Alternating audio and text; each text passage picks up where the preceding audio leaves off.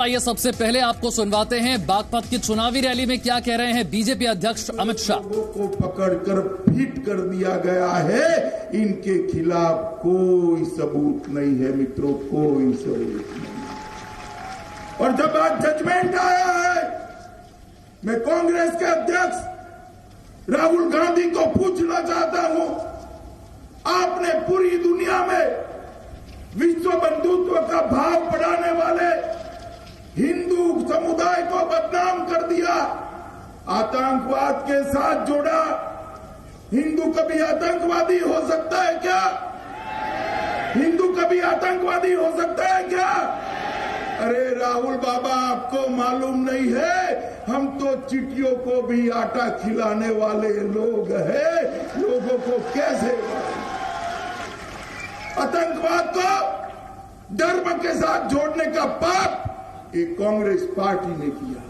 पूरी दुनिया में गौरवशाली हिंदू समुदाय को आपने बदनाम करने का काम किया है, अपनी वोट बैंक की पॉलिटिक्स के लिए बदनाम करने का काम किया। और मित्रों, इतना किया तो किया, पॉलिटिक्स गंदी करी, हल्की पॉलिटिक्स करी, मगर साथ में क्या हुआ? आपने पाकिस्तान के पाक प्रेरित लश्कर तोयबा को भी क्लीन चिट देकर जो ब्लास्ट करने वाले असली गुनहगार थे उनको छोड़कर नकली गुनहगारों को पकड़ने का काम कर कर देश की सुरक्षा के साथ खिलवाड़ करने का काम एक कांग्रेस पार्टी के अध्यक्ष ने किया। उस वक्त के गृह मंत्री चिदंबरम, श्रीमान सिंघे और राहुल गांधी स्वयं अमेरिकी राजदूत के सामने बोले थे।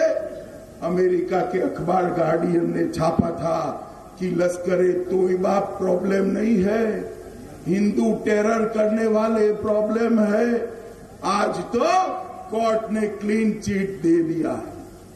मैं इस मंच से, नगीना की भूमि से, स्वामी श्रद्धानंद की भूमि से कांग्रेस अध्यक्ष को कहना चाहता हूं कि आपको देश की जनता की माफी मांगनी चाहिए, माफी मांगनी चाहिए।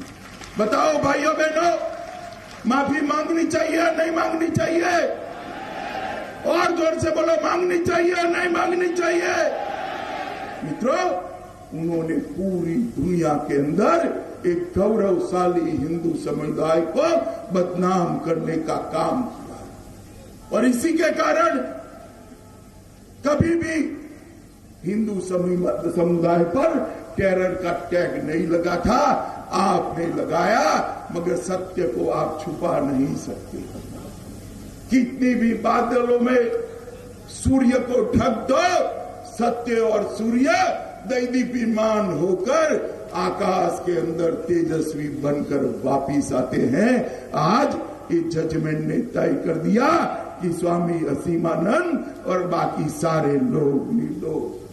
कांग्रेस की ये वोट बैंक की जो पॉलिटिक्स है, वो पॉलिटिक्स ने देश की सुरक्षा के साथ खिलवाड़ करने का काम किया और इसी का नतीजा है मित्रों। आज मैंने अभी आते आते पढ़ा, व्हाट्सएप पर आ रहा था, राहुल गांधी केरल की ओर भागे हैं अमेठी छोड़कर। क्यों केरल भागे हैं?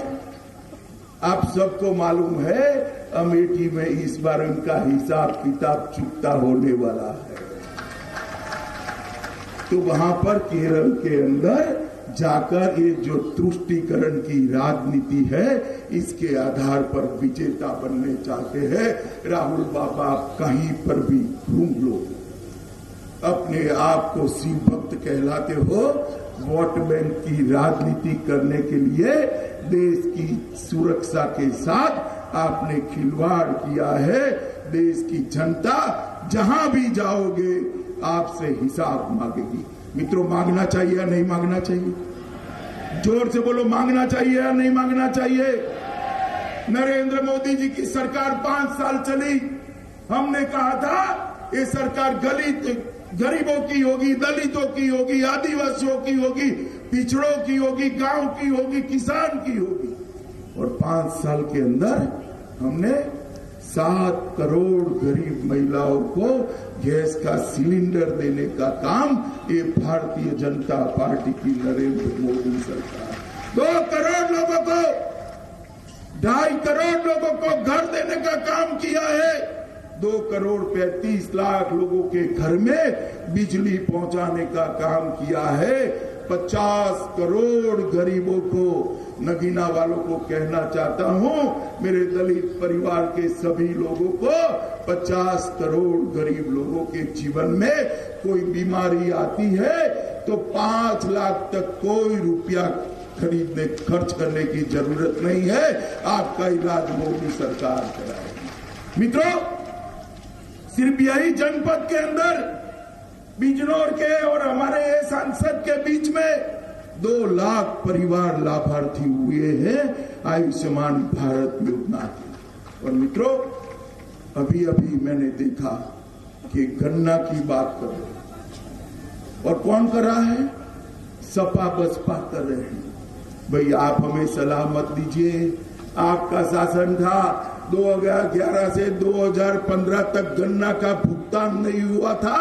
ये योगी और मोदी की सरकार है जिसने 2017 तक का 57,000 करोड़ का गन्ना का भुगतान करने का काम समाप्त कर दिया।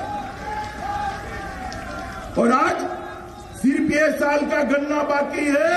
चुनाव समाप्त होने के पहले सबके बैंक अकाउंट के अंदर गन्ना का भुगतान पहुंच जाए, इस प्रकार की व्यवस्था ये भारतीय जनता पार्टी की सरकार ने की।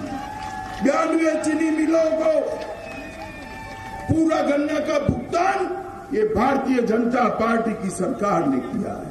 और ये रमाला की सहकारी चीनी मिल, इसकी पेराई की क्षमता में 27 इतना विस्तार किया और इसके साथ 27 मेगावाट का जनरेशन प्लांट की भी स्थापना करी। ये पश्चिम से पूरब को जोड़ने वाला मेरठ से प्रयागराज तक का गंगा एक्सप्रेसवे 36,000 करोड़ के खर्च से बनने वाला है।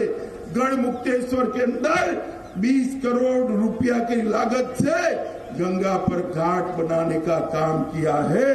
और एक जनपद एक उत्पाद के अंदर अपने बिजनौर को काष्ठ कला के मार्केटिंग के लिए बहुत बड़ी योजनाएं देने का काम। मित्रों, ये बिजनौर क्षेत्र के अंदर मेरे दलित भाई बहन बड़ी संख्या में रहते। मैं उनको कहना चाहता हूं, अभी अभी आपने कुंभ का एक दृश्य देखा होगा।